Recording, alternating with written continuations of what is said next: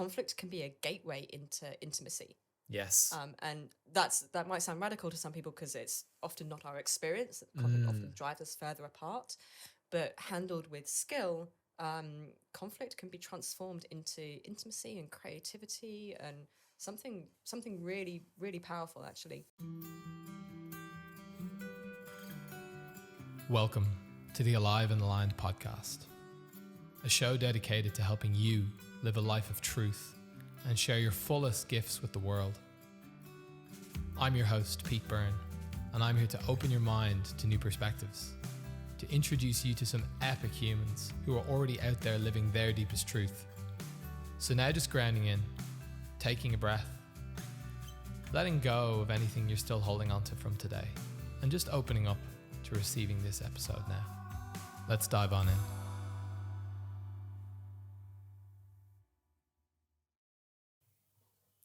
At the very deep core of all human interaction is our ability to communicate with one another. So how well can we feel into our own internal experience and use language to transmit that information to another? And how well can we receive the information from someone else's experience and use that to better understand them and to deepen our relationships with them, whether that's in a business context, maybe with a co-founder, or striking a deal with a vendor. It could be resolving a conflict in your romantic relationship, or navigating a challenging dynamic in your family, or just simple friendships. The way we communicate and the language that we use directly determines the quality of our life experience. So today's guest on the podcast is somebody who has definitely achieved a degree of expertise and mastery in the field of communication. Vix Anderton is a teacher and facilitator in the practice of authentic relating, which is a practice which allows you, with different tools and frameworks, to create deeper understanding and more intimacy and connection in all areas of your life. So Vix used to be a full-time perfectionist and she spent many years working in the Royal Air Force before discovering this practice of authentic relating. And she's since used the skills and the tools and the techniques from this practice to overcome those perfectionistic tendencies that she had and to step more into the true version of herself and sharing that version of her with the world. Now, I personally first discovered the power of communication through the work of Marshall Rosenberg in his book, Nonviolent Communication, which is the first book that I always recommend to clients, or one of the first, as just a life hack.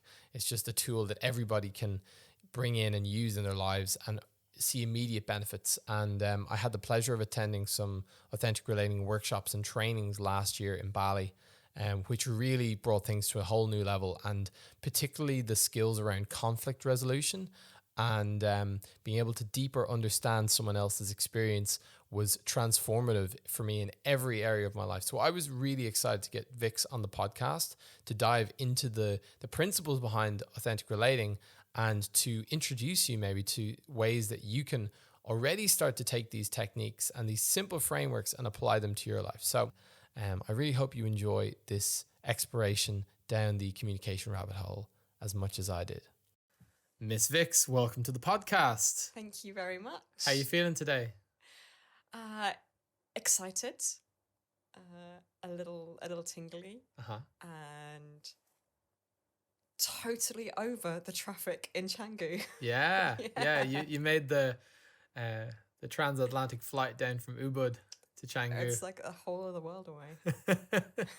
Through a different dimension. Yeah, it's like an hour drive from Ubud down to Canggu, and it's a very different energy up in Ubud here in Bali. It's like how do you experience Ubud? There's something about the jungle that I find I feel very grounded in Ubud. There's a depth to life there. So I know it's the jungle and the humidity, and it feels a little slow, a little more purposeful. Canggu reminds me of Shoreditch in London, just with more sunshine. Yeah, particularly in this area.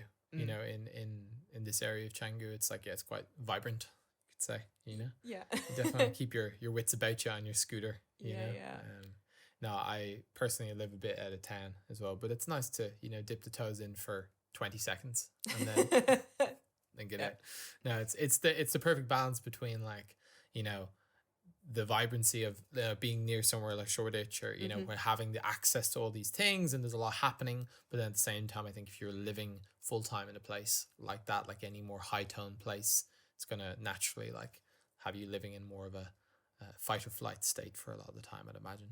Yeah, absolutely. I definitely notice my embodiment is different here in Bali, particularly in Ubud, compared to what it was in London. Like, as somebody who naturally runs kind of fast. Yeah. There's something about being in Ubud particularly that allows me to exhale, like I just relax a little bit more, and operate a little bit slower, which helps me get to this place that feels really moderated and balanced. I know for some other people it takes them too far the other way and they just lounge around and spend all their time. Most people go to Ubud and drift off to the clouds, kind of exactly. Like a helium balloon. Yeah. Well, it's funny because I find it a very rooted, grounded place.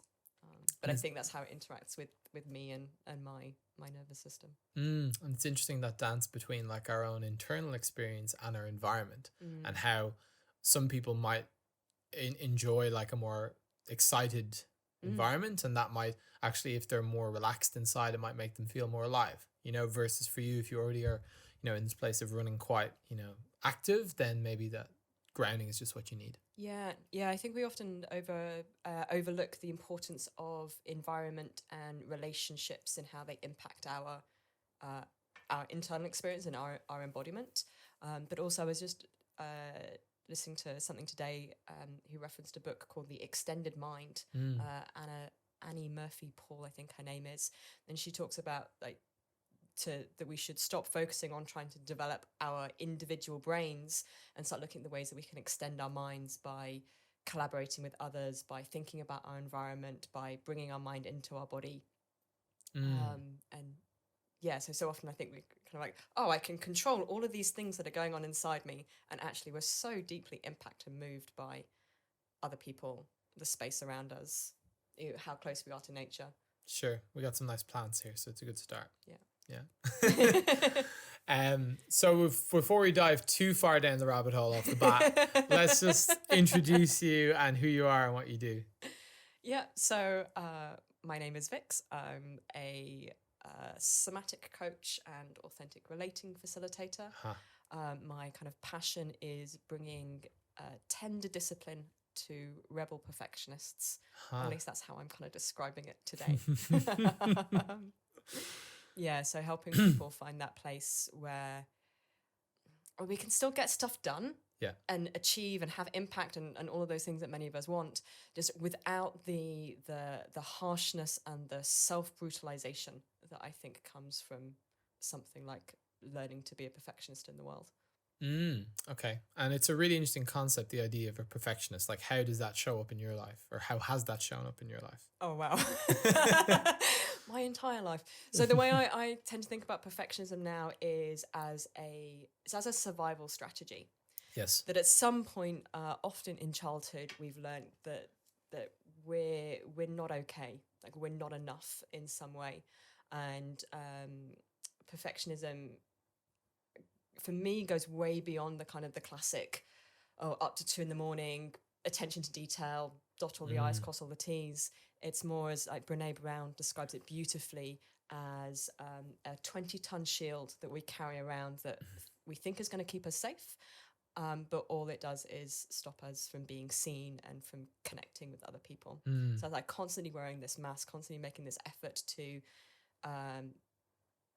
for me, it's like trying to meet somebody else's expectations. Yeah. It's like, who do you need me to be right now? And I will do my best to be that. Yes. So it can manifest as like a fear of making mistakes, or my instructors when I was on my intelligence training in the Air Force called it the Vix spiral of despair. That I would make a mistake and I would get so fixated on it that I couldn't move forward. I'd be in this complete kind of freeze response and just total shame spiral around it.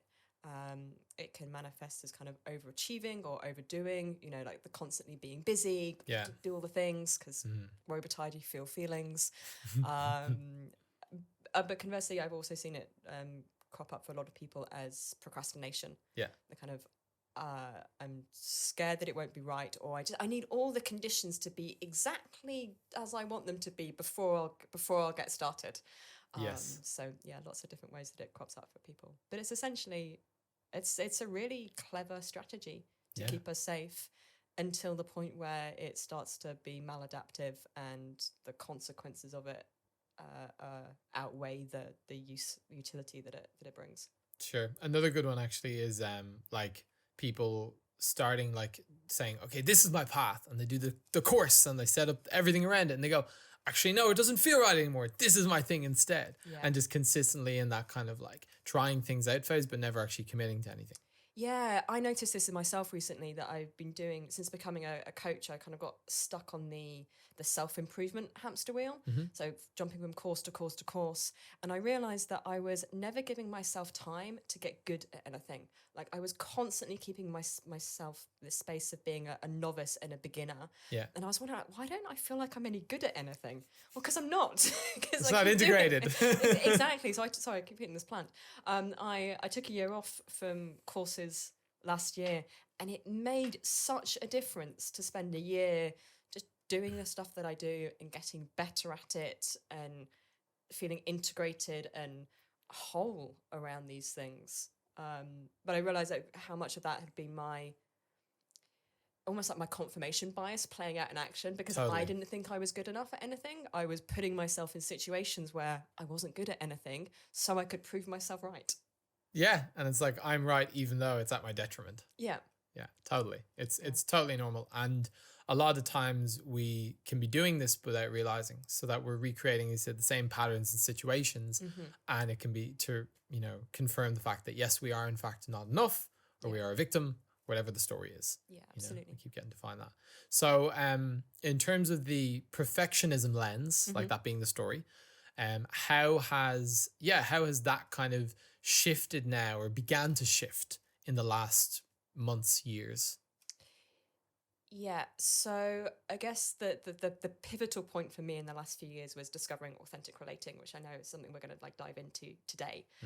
And it was really like authentic relating was my gateway drug into everything else that I do now. It was like the first embodied practice that I tried. Yeah. It was before I even tried things like ecstatic dance, which incredibly popular here. And you were talking about kind of like patterns a second ago. So in authentic relating, we have this concept of the hologram.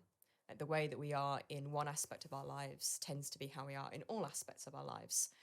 And this is true for any embodied practice. So any embodied practice will help hold up a mirror, so we can see how we are. We can see our ways of being in the world. And then a good embodied practice should give us tools that we can integrate that allow us to shift our way of being over time. Yes. And so for me, that combination of authentic relating, studying embodied coaching and facilitation, a whole load of trauma work. I don't know why I laughed when I said that. More trauma there. Yeah. To work on. Yeah. So maybe there's still like a little stigma around trauma work, but that proved really important for me. And diving really deeply into cyclical wisdom. So I know you had Pauline on recently. So I'm doing a training at the moment into menstruality leadership, and really like the depths, the spiritual practice of having a menstrual cycle, or actually the spiritual practice of having any cycle in our lives.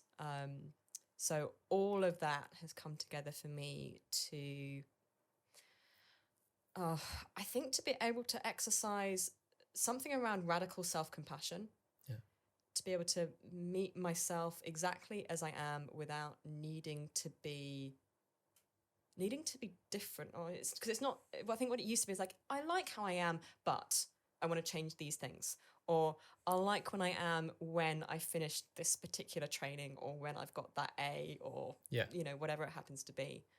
So yeah, deep self-acceptance and these skills to encounter myself, to get to know myself more. Like, wow, like this is how I feel in this particular moment. Because for a long time, especially with like a military career, I was very much in my head. So I was an intelligence officer. I was an analyst. Like everything about me was about intellect. And I learned years of boarding school. I got very good at numbing out and not feeling. Yeah. And so the last sort of 4 or 5 years has been going like, oh my God, I've got a body. Whoa. And it feels and it tells me stuff. And wow, this is trippy. So Like waking up in Avatar and you're like, exactly. what are these hands? A little bit. I'm like, wow, this is actually this is can be pleasurable and fun. And even the stuff that feels awful it's like moving from kind of black and white TV into color. Yeah. Wow, I didn't know that life could be this rich. Yes. And there's something about perfectionism that had kept me very rigid and one-dimensional and cold, you know? Yeah, or numb was the word you used earlier. Yeah. You know, the way I like to describe it is like, imagine we've got like this sine wave, you know, or like a wave, and it's moving like on a graph from like 0 is baseline, so 0 is here. Ooh, hello, and just hit the guitar. So 0 is here, and then we're moving like +1, -1. So we're moving along like a wave, okay, and like +1's like, you know, I got a promotion, and -1's like, oh, you know, I had a fight with my boyfriend or girlfriend or whatever it is, okay. And then when we have an experience that like brings us down to the deeper layers, like the trauma work, for instance, brings us down to -5. So we drop much deeper, okay, and we realize, oh wow, there's a lot down here, and we find it hard to relate to people down that are still up at -1, +1, because we're so much like no one gets us kind of thing. But then from hitting that -5, we now get to spring up to +5. Yeah. So now we get the full broader spectrum of life, and we get to see and have it all instead of just this tiny little wave. Yeah, absolutely. Yeah, we're not taught very well to deal with like the full range of our emotions and the full depth of them. But the problem is if we start to numb out to the things that don't feel very good, so anger, sadness, fear, any sort of discomfort, The bad ones. yes, negative emotions, that's not how our emotions work. So if we try to numb out to some, we end up numbing out to all. Yes. And so as we start to kind of remember and we learn our capacity to feel and to be a body, I mean, this kind of integrated mind, body, mind, whichever way you want to put it, it brings everything back online, which, you know, for me, immediately, where my brain goes immediately is to think about the kind of trauma for people and like how we titrate and calibrate these experiences for people. And I know this is something really close to your heart with like the breath work that you do. Like how we do this in a way that doesn't overwhelm people. Open Pandora's box kind of thing. Yeah. You know, you want to do that. Steve Haynes, who's the founder of TRE, has got a beautiful metaphor around a Coke bottle. Like if you've shaken up a Coke bottle and you just take the lid off, you're going to have an awful mess, right? Whereas if you take the same bottle and you little bit at a time, Love then that. it actually doesn't take that long. But you can then like open the Coke bottle safely and you can enjoy the drink without having like sprayed sugary water all over your face. Hopefully what's inside us is a bit more pure than Coca-Cola. I don't know. Yeah, maybe it is, maybe it isn't. Yeah. We'll find out either way.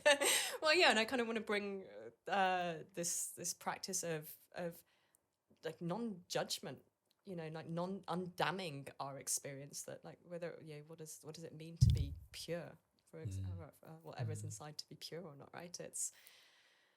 We're human and we're messy and we're complex, and you know, we are capable of beautiful things and we are capable of, I mean, like we're destroying the planet as we speak, you know, killing each other, and but all of that is what it means to be human. Yeah. And that all of that's in you and in me, you know? Exactly. We have the capacity for it all. Yeah. What's really interesting, what you said before, is this idea of like, because all these things are strategies. So like as a child, let's say if you grow up believing I'm not enough, I need to do more, I need to perform, I need to be perfect, then we'll grow up with that as just a way we are, and we'll believe that's who I am. I'm a perfectionist, as you could say, instead of I have a habit of perfectionism, you know, or a learned behavior of perfectionism. So how that can then show up in reinforcing that is that we can become associated with some of the positive qualities that we believe come from that strategy. So, oh, the reason I'm doing well in my business is because I'm a perfectionist. Yeah. You know? So then we become anchored to, like, if I let go of that, all this good stuff I've built is going to disappear. Yeah. You know? Yeah. I see this all of the time. You're like, but it's helping me. And well, yes, I mean, on one level, it really is. Like, it has got you to where you are. You know, Yes. it has worked. Got you to base strategy. camp. You know, our bodies, our brains are incredibly adaptive, and they don't do things that don't work. The problem, so yeah, the problem I see is when we want to have more choice. Like, particularly as adults, like that thing, I don't want to act like I did when I was 8. It worked great then, but now, 30 years later, I want to be able to show up with a little bit more choice. I want to be able to adapt how I am in relationship to the situation and to other people with more skill and more grace. So the place I often start with people is, because people come to me like, I need to overcome perfectionism. Yeah, I saw this on Instagram at the new year. Things to leave behind in 2021. Imposter syndrome, perfectionism. I'm like, oh God, like it was that easy. Yeah. Like these things are just like handbags that you can kind of drop and walk away from. So A, it's not easy. You don't want to rob that handbag. And B, nor do we, like, they're parts of us. They're not problems to be fixed. No. So actually, like, starting with a bit of gratitude and appreciation for what these things have allowed us to do, and then to build more range. So for me, again, an embodied practice builds awareness, range, and therefore choice. So we get to see how we are. We get to learn new ways of being that we can have. Then we actually have choice about how we show up. If you, the classic adage of, everything looks like a nail if the only tool you have is a hammer. Yeah. And perfectionist, that's often like, I was thinking about this morning actually. That's work harder, like do more. Yeah. Do more. It's not working. Not doing enough. Do more. Exactly. And for me, that took me straight into burnout. Yeah. Not long after leaving the Air Force. And not the worst case of burnout I've ever seen anybody have, but I felt pretty rubbish for a while. The out was truly burnt. To put it mildly. Because I didn't know how to do anything else. Yeah. And so, yeah, the practice for me now is like, how do I keep learning new ways of showing up? Not so I can be somebody else, but so I can be me in the most appropriate way, given the other people and the situation that I'm in. Choosing the appropriate response for the environment. Yeah, being responsive rather than reactive. If you're driving around Canggu in your scooter and it's crazy busy, you don't be like, no, because you probably get hit or crash into something because it's just hectic. Whereas if you're in Ubud, you don't want to be, oh my God, I'm so stressed out. You know what I mean? We want to be able to, as you said, meet that environment with the appropriate response within us. Absolutely. And like, this is intuitive, right? Like, we are different. I'm different with my husband compared to my mother. And I would hope so. Exactly, right? It would be weird if I wasn't. So we do this intuitively, and we often do it, subconsciously. And so any embodiment practice, and for me, something particular like authentic relating, like, how do I do that with more choice and more discernment? Yes. So that I have both more agency for the things that I can have agency over, and I can be more in that sense of allowing and encountering life and myself when I don't have control. Yeah. We keep getting the subtle plugs for authentic relating, so I think it's time. Yeah, I think it's time to open up the authentic relating box. So we originally met on a retreat that incorporated a lot of authentic relating practices, and since done subsequent trainings and stuff. And we talked about being the student and then integrating. So I went through a period of maybe 3 months where I attended a lot of authentic relating style events and workshops with Rick Smith, and you were facilitating on a number of them as well. And for me, communication is like the cornerstone of like everything. Like, for instance, nonviolent communication is something I recommend to pretty much every human. Like the book by Marshall Rosenberg, as a framework, a fundamental framework. Start here. Start a pack for how to communicate to other humans. And I believe that most of our surface level issues with other people can be resolved once we can, number one, as you said, like welcome all parts of ourselves and see that that's okay, and also learn the ways to effectively communicate with others that isn't triggering, that is also honoring actually what's happening to us, and then can build these deeper relationships where we see and can honor each other, instead of this like he said, she said, and then you trigger my childhood wound and I trigger your childhood wound, and and on we go, you know? Yeah. So tell me a bit more about what brought you to authentic relating originally. Because I didn't think I was very good at any of that. So I had just come out of a quite difficult long-term relationship. I'd not been that long out of the Air Force, and like I got away with a lot of this through my military career and my childhood. My father was in the military as well, because we moved every like 18 months. You know, I've now lived in as many houses as years I've been on the planet. Wow. Which meant I never really stuck around anybody very long. So I never had to get particularly good at relationships, because either I would move or whoever I was in connection with would move.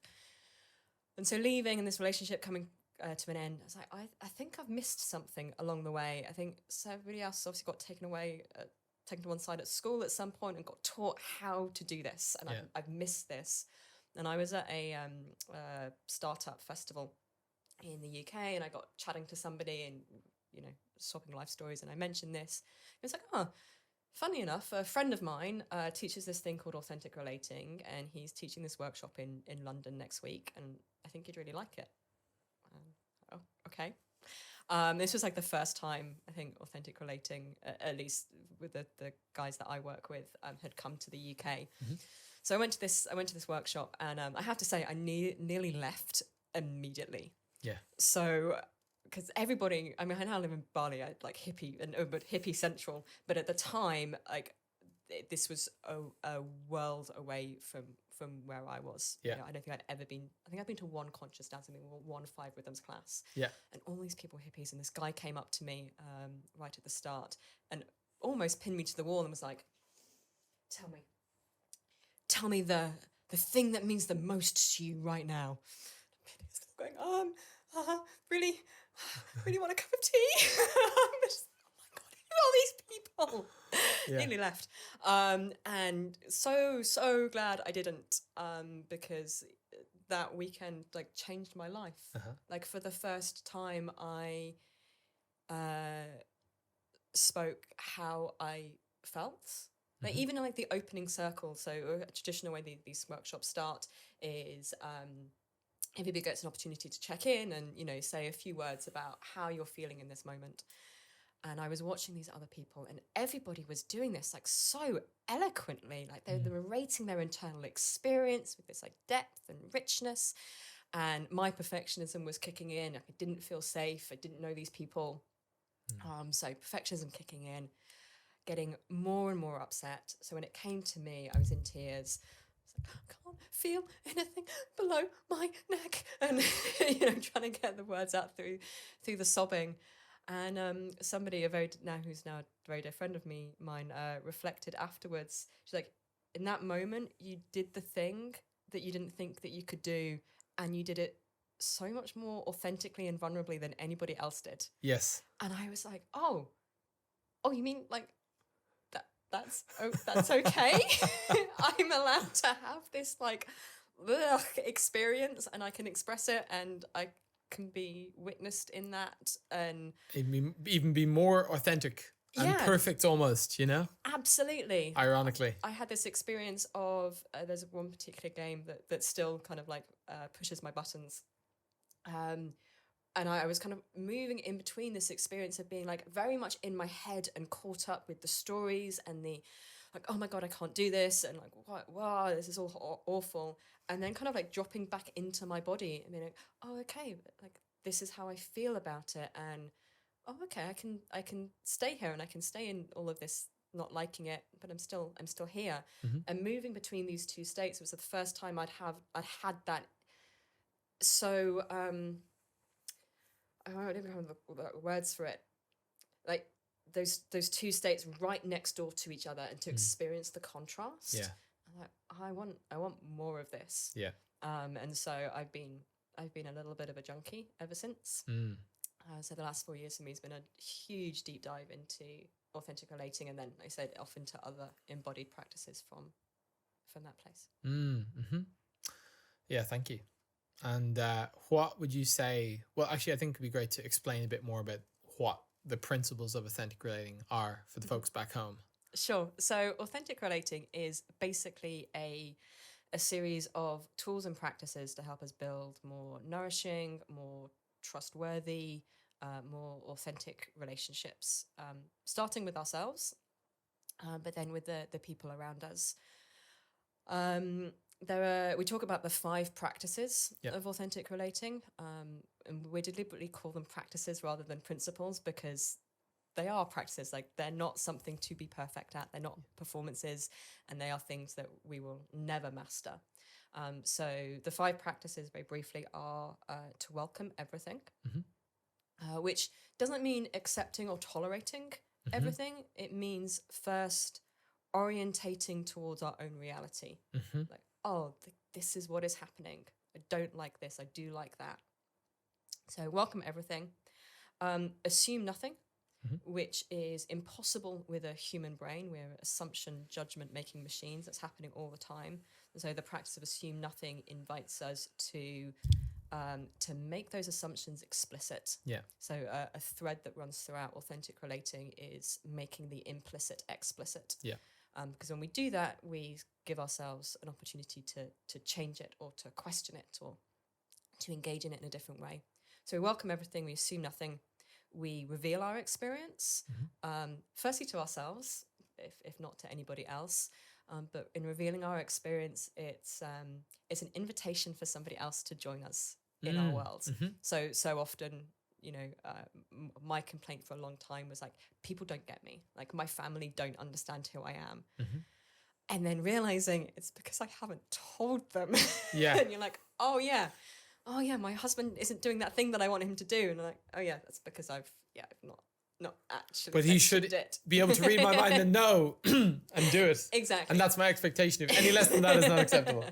So it's this practice of revealing our experience, a practice of owning our experience, and that's really taking some quite radical self-responsibility for that we are really the creators of our own experience in so many ways. So there's a lot of practices around how we language that, how we when you're doing that thing and you're sitting there talking about yeah, exactly. So that's a really classic way we disown our experiences. Yeah, don't do that. People do it all the time. Oh, absolutely. Yeah, using you to distance themselves from their own experience. The more subtle ones are people who say, they start with an I statement, which is great, NVC, but then go, I feel like you're not listening to me. I'm like, okay, that's not a feeling. So anything that follows I feel that is not actually an emotion is a story and an assumption that we're making about somebody else. So much more powerful to say, I feel sad, I feel alone, and I feel small, and the story I have is that you're not listening to me right now. The story, I'm imagining that I'm not important to you. Yeah. So much more powerful. Yeah. And not only in terms of how that feels in me, but also so much less likely to provoke a defensive response in the person that we're speaking to. Yes. Because I feel like you're not listening to me, immediately gets, yeah, I am. Right? Yeah. Yeah. And here's the thing, because this is where we get the breakdowns in these communications where, like, I might feel like I'm listening to you, like, truly, but for some reason your perception of what listening means might not be aligned with that. So maybe for you, listening means nodding my head all the time, but I'm really still. Yeah. So you voicing, I feel like you're not listening to me, provokes me. Well, I am. And then I'll get defensive and then, well, no, you're not, because you're not listening, Whereas when we actually, I notice that, when I'm speaking, that you're very still and I have a story that you're not listening to me. And I can be like, oh, wow, like, I didn't realize that. Actually, I've really enjoyed listening and I just actually listen still. And you go, oh, wow, well, normally when I listen to people, I nod my head, and then it's actually a discovering and a deepening instead of a blaming. Yeah, absolutely. So we often talk about this idea that conflict can be a gateway into intimacy. Yes. And that might sound radical to some people because it's often not our experience. Conflict often drives us further apart. But handled with skill, conflict can be transformed into intimacy and creativity and something really, really powerful, actually. So that was 4 practices. So the fifth practice is to honor self and honor other. Yeah. Which, again, it's this real balance. So I first have to kind of know and understand my own needs, wants, and desires, and I have to be able to articulate them. So I have to go through those previous 4 practices. Yeah. And then I have to do that for somebody else. Yeah. Because we're often taught the golden rule, right? You know the golden rule? No. To treat other people how you would like to be treated. Sure. Yeah. Very biblical. Oh, absolutely. And requires us to make all sorts of assumptions about how somebody else wants to be treated. Totally. So in authentic relating, we teach the platinum rule, which is to treat others as they would like to be treated, which means getting curious about what they want and what they need and what they desire. And then holding both those things, both true at the same time.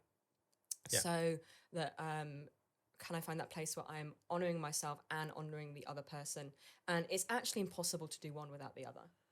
Like when it's when we're genuinely doing that, you know, it kind of starts to go askew when actually we're not fully in our what we call our equanimity. So for the polyvagal geeks, you know, fully grounded in like ventral vagal safety, that place where we are safe, intelligent, kind, curious, top brain, in internal family systems, you know, capital S, self. Yeah. So my true self, when we're in like our dignity and humility, it's like, I can care for what I want, and I can be really curious. I can really care about what you want here. It goes askew when we're not in that place of equanimity, and I've disappeared into something that's more like posture. Yeah. It's like, well, I have to defend what I want. Yeah. You know, because if I don't stand for it and fight for it, then somebody else is going to take it. I have boundaries, goddammit. Yeah, exactly. We all know the people who like overly exert their boundaries. Yes. Or then the other way, right? Where people are totally collapsed and, oh no, whatever you want, right? Yeah. And, you know, they might say that they're honoring self, honoring the other, but actually like that the dynamic is all off. And so in authentic relating, just to break that down, authenticity is the kind of like dignity. It's like expressing and being myself. Yeah. Relating is in relationship. And the relating part is actually more important in authentic relating, even though it comes second. So authentic relating isn't a practice like radical honesty. Yeah. Like I am taking care of me, I'm taking care of you, and I'm also taking care of this third entity, like this relationship between us is now important to me as well. Mm-hmm. And so how I'm showing up, how I'm communicating is with those 3 things in mind, all at the same time, which is a dance. And it's a practice. Sounds great for perfectionists. I got 15 balls to juggle right now. Oh yeah, there was definitely a time like early on with my authentic relating practice where I got so perfectionistic about it. I was like, I'm not doing it well enough, and it still shows up a little bit in my primary relationship, where, you know, if we are in times of conflict or tension, like my inner perfectionist kicks in and is like, you're not doing it. You know, you should know better. Yes. You know, and I find like whenever I go back to the tools and the practices, they work. But I have to remember to do that. Yeah. And when I'm triggered and, you know, all of my stuff comes up, I don't remember. No. It all goes out the window and I'm communicating like an 8-year-old again. Yeah. And I think that's a really important thing, because this is a framework that we can use, and I think it needs to come from a place of 2 humans or a group of humans that have the capacity to stay centered, you know, and the willingness to, you know, honor their own, I said honor self and other, but really like acknowledge their own triggers and say, I'm triggered right now, but I'm taking responsibility for it. Like, not you're making me angry, or I feel like you're offending me. Mm-hmm. You know, or whatever it is. It takes 2 parties to be kind of on board, because if one person's trying to bring it through, it can help. But if the other person is just sending it back their way, I can imagine it would be more difficult if there's no awareness of the practice. Yeah. So there's 2 things I'll say to that. Sure. One, you said the importance of staying centered. Mm-hmm. And I'd like to challenge that. Mm-hmm. That this practice... Challenge me. This practice isn't about staying in equanimity. It's about how quickly can you notice that you've left and come back. Sure. Because we're human and like we get triggered by our stuff gets activated, our nervous systems get activated all of the time. Like that's what they're designed to do. Yeah.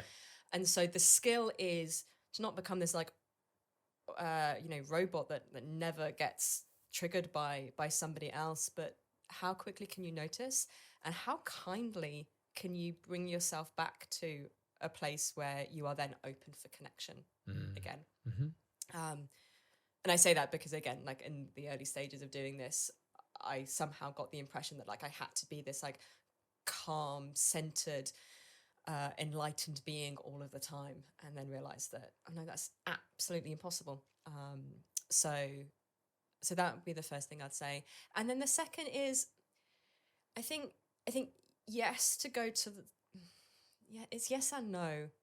It's so much easier to be in this type of connection with somebody else who gets it. Yeah. It's a little bit like I imagine dancing salsa. Like if you're good at salsa and you dance with somebody else who's really good at salsa, you can do something really beautiful.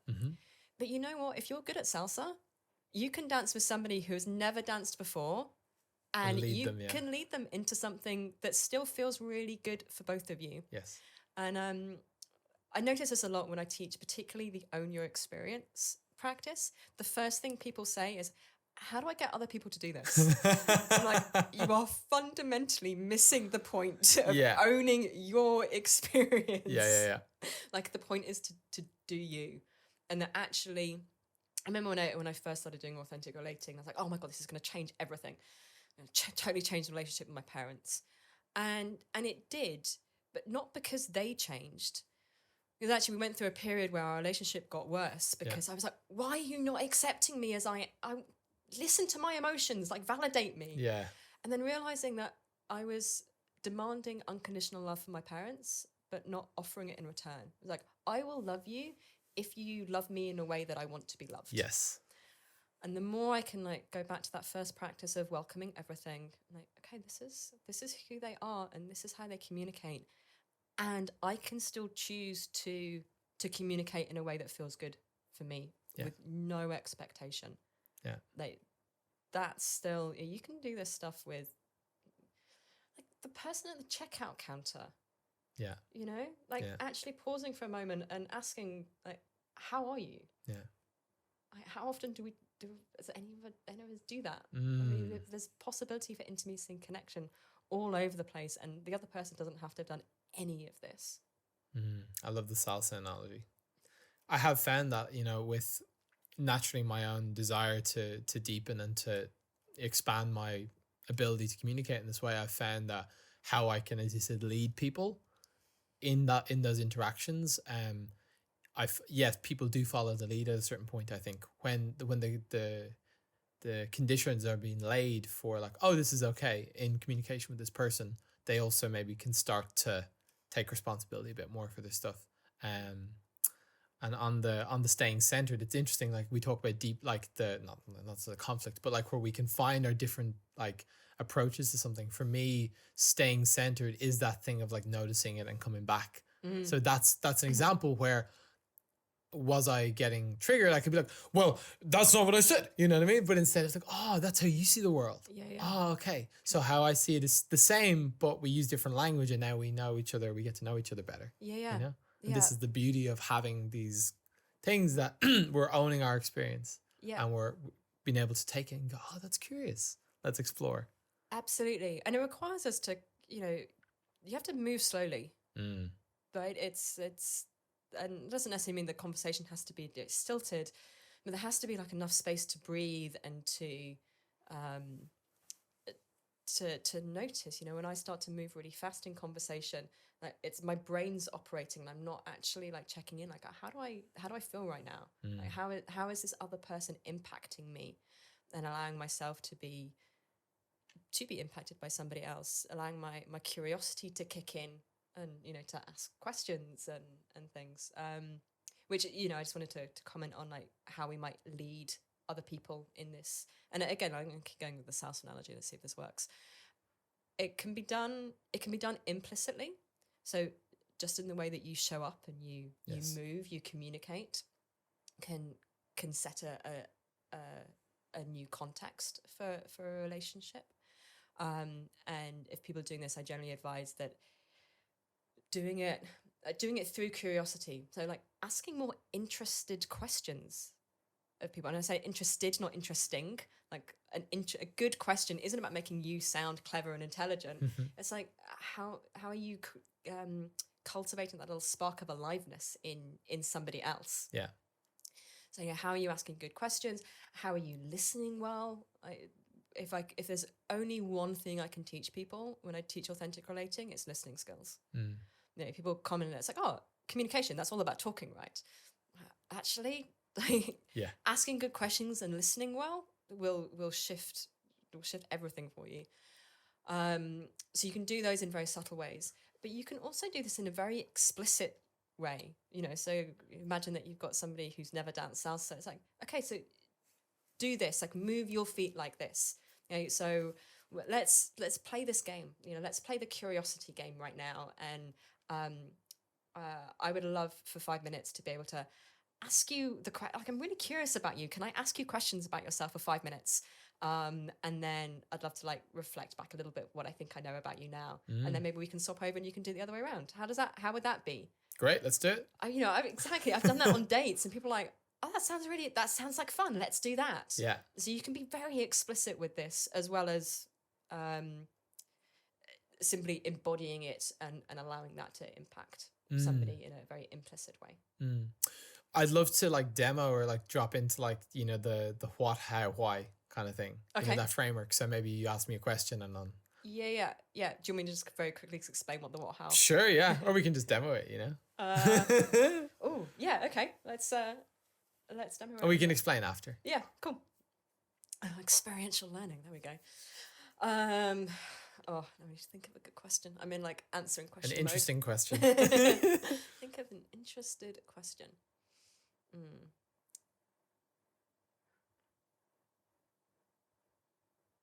What is the thing that most excites you about hosting a podcast?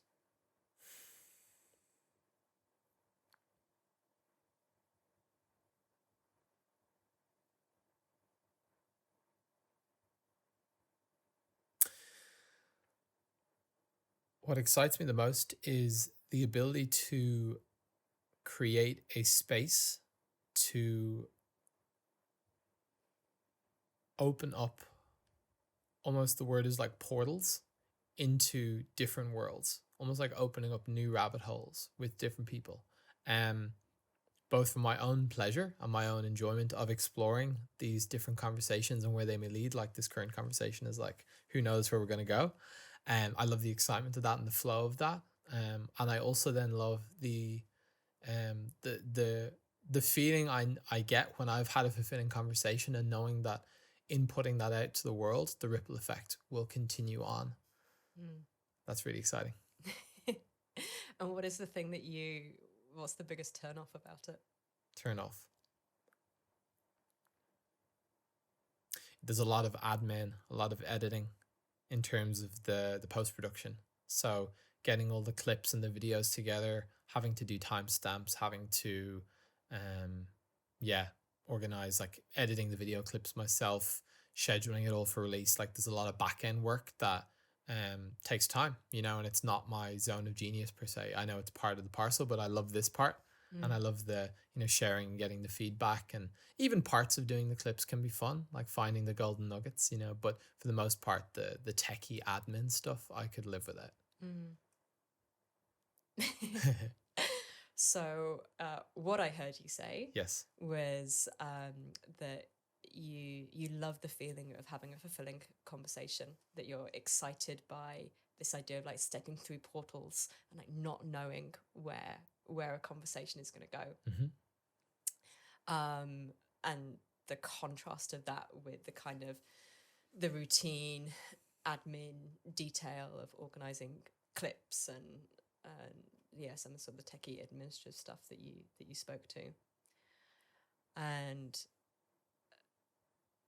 what I noticed as you were like how you were answering that question as you were talking about what excited you, I noticed that your hands kept moving kind of upwards. Yeah. Like you were gesticulating with your hands quite a lot, but the energy was very much like moving up towards your face.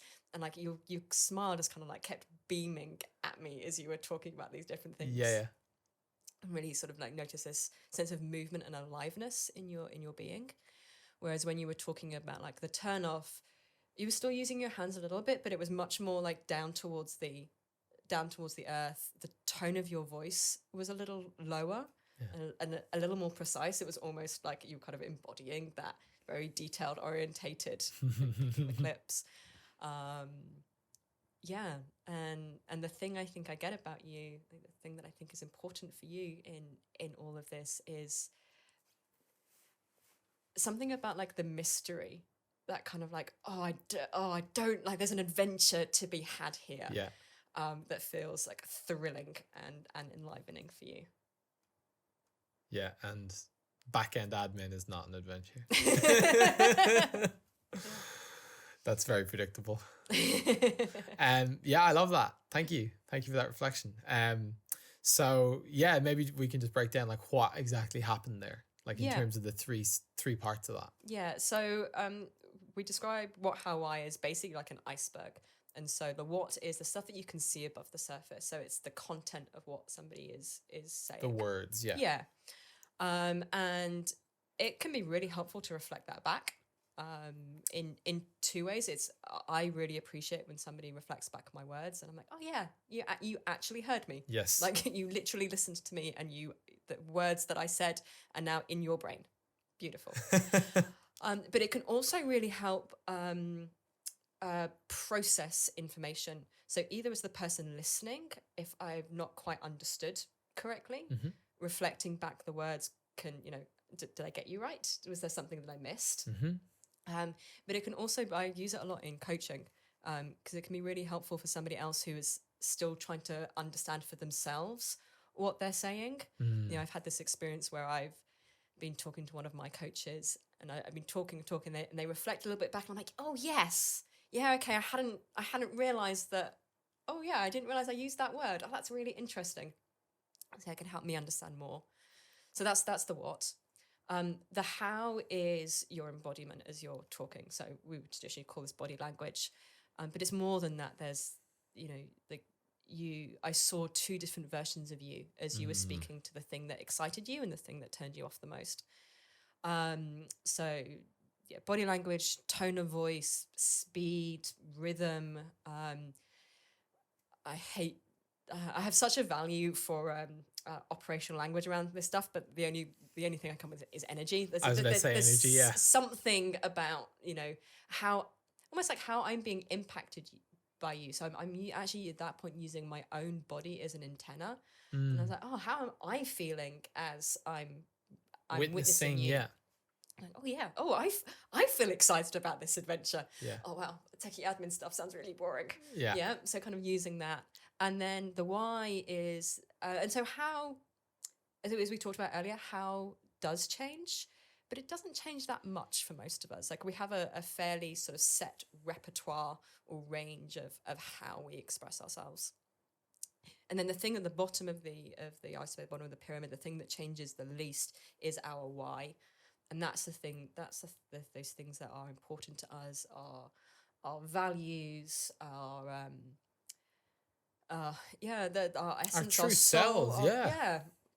And there's something so powerful about reflecting that back to them. If you can see somebody like on that level as this, as this like unique miracle that they are. So there's somebody actually did the maths on this, that the chances of you being born, of like your parents meeting and having sex at exactly the time that they did, for like that egg and that sperm to meet, the 2 sets of grandparents did that, 4 sets of great grandparents, like, and you go that, throughout human history, the chances of you being here are so infinitesimally small, like you're literally a miracle. And when you can reflect that essence back to somebody, oh God, when somebody does that for me, I'm like, I feel so seen, just in this like, wow, somebody gets me.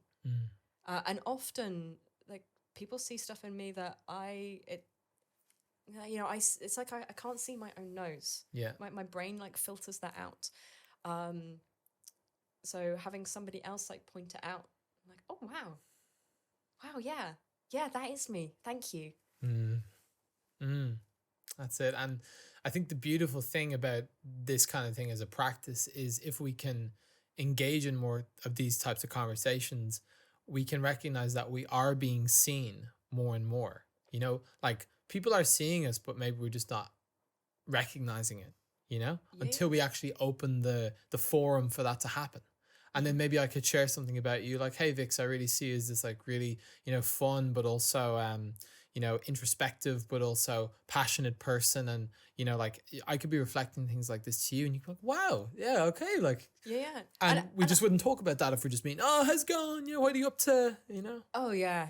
When I first started doing authentic relating, I started like telling people, I really appreciate this about you. We're saying goodbye at the end of a conversation rather than just saying goodbye. I'm like, really appreciated like this quality about you. And you just see people, I do have to say that I've often had people reflect back things that I'm less enamored about, or things that I don't necessarily agree with.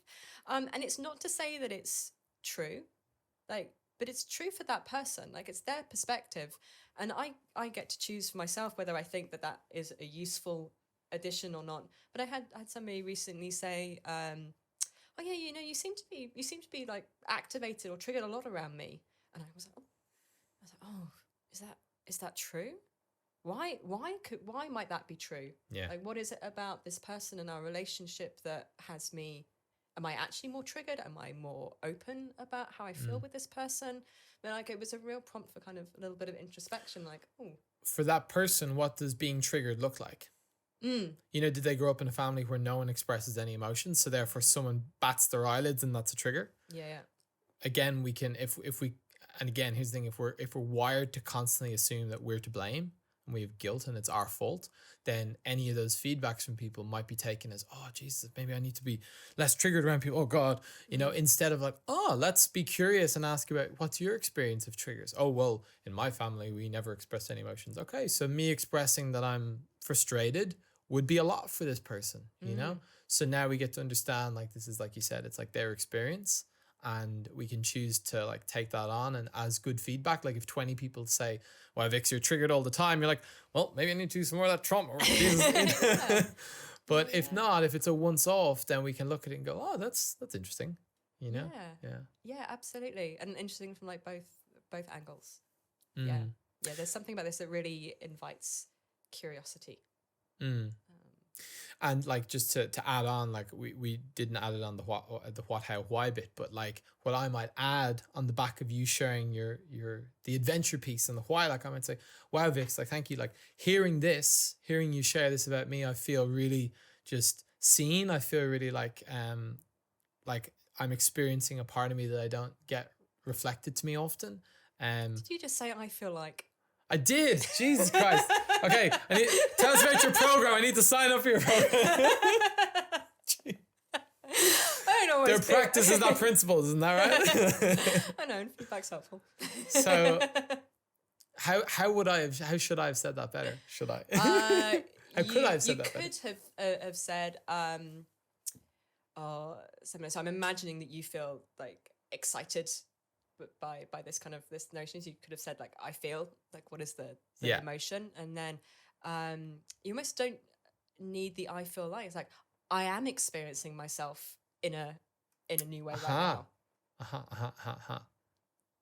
Yeah. It really is a reframe, isn't it? It's a reframe on the way that we, as you said, like engage with ourselves internally and then also with our world outside of us. Yeah. And it's, in that example particularly, as I was just repeating that back to you, it felt different in my body. Yeah. To say like, I feel like I'm experiencing myself differently, it felt a little kind of like wishy-washy and maybe it's true, maybe it's not, but I'm experiencing myself different right now. There's a directness and a clarity around that. Yeah. That's like, oh yeah, I feel the power of experiencing myself differently right now. And that's owning the experience. Exactly. Yeah. And that can be scary sometimes. Totally. Yeah. Yeah. And it's one of the polarities I really love in authentic relating. So when I first came to it's especially in workshop settings, it tends to be very slow, very gentle. Yes. I would describe it as I use a matrix of 4 elements. Yeah. As to describe embodiment, and so using my words, authentic relating is archetypally water. Right, it's very relational, nurturing, fluid, slow, and yet there is something very earthy about it, because we have these kind of like quite clear sentence stems, boundaries, and handrails around how to communicate, and it is also kind of fiery. It has this like clarity and like directness to it, that can be a little uncomfortable, and also like incredibly refreshing. It's like, just that was a great example. Like, I'm gonna really own that this feels, and it feels good. Yeah. Rather than kind of like pussyfooting around the edges of it. Yeah. Totally. This has been really enjoyable. I've really enjoyed being corrected. That's the first on the Live Line podcast. Pete gets the ruler. I don't do it very often, but I had an assumption that you would be open to. Your assumption was correct. You broke it as well. What was your favorite thing about our chat today? Oh, I'm really enjoying how I feel right now. I'm like really appreciating the smile on my face, the aliveness that I get from talking about this, and I've known each other for like a little bit, but I think this might be the first time we've had this kind of depth of conversation, and I've enjoyed getting a little more of an insight into you, and I've really enjoyed like inviting you into my world, and like, totally. I'm imagining that you know me a little bit more, and that feels really good to me. Yeah. Well, thanks for having me. Thanks for the invitation. Isn't that my line? Yeah, totally. Well, a bit of working both ways. Because like you said at the beginning, like there were some nerves there, and it's just that thing of like being able to lean into that, and often on the other side of the nerves is where all the good stuff is. Yeah, I've done my Air Force career as an intelligence officer. I briefed hundreds of people every day, and I learned pretty quickly that nerves were a good thing for me. They're a real indication, like, oh, this is something that I care about. My body is mobilizing to be able to perform well right now. It's a good tool when harnessed correctly. Yeah, exactly. If someone would like to find out more about you and your offerings, where can they go? VixAnderton.com, or Vix_Anderton on Instagram. So I do a lot of stuff online, and increasingly stuff in person in Ubud if you're Bali based. And with regard to authentic relating as well, if people wanted to dip their toes into that, they've been inspired. Feel free to like reach out, or the company I do a lot of work with is authenticrelating.co. There's lots of opportunities and things there to try things out. Again, like if you're in person, I run a monthly session in Ubud, Radiantly Alive. People can come along to, as well as some stuff online. Yeah, nice. If you're at home and seeing how you can maybe integrate more of this, as you said, embodied practice of revealing these parts of ourselves into your life, then would highly recommend exploring some authentic relating. It's a really nice tool in the tool belt. Yeah, absolutely. Yeah. I think it's a neglected one, and some of our spiritual practices are very, and the society we live in is very, we're hyper individualized, right? It's all about our own development. And one of the things I've really loved about authentic relating, it's bringing us back into relationship with other people. Yeah. It's important. Yeah, bringing in those other parts of our environment and others, as you said, into ourselves. Yeah. Learn to interact with that. I love that. Yeah. Thank you so much for joining me today. Oh, my absolute pleasure. Thank you.